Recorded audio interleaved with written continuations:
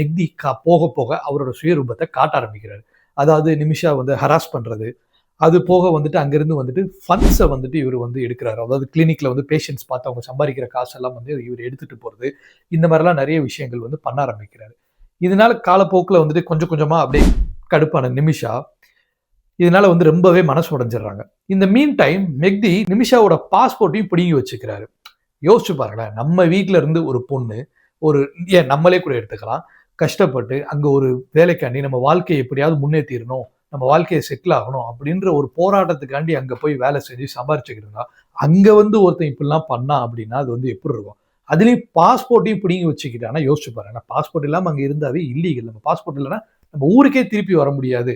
அப்படின்ற அளவுக்கு அவங்க வந்து கார்னர் பண்ணப்படுறாங்க. ஸோ இந்த பிரச்சனை இவங்க கிளினிக்குக்கும், அவருக்கும் இருக்கிற ஒரு நடுவுல இந்த சண்டையில மாட்டிக்கிட்ட நிமிஷா எப்படி இதுலருந்து தப்பிக்கிறது அப்படின்னு வந்து ரொம்பவே யோசிக்கிறாங்க.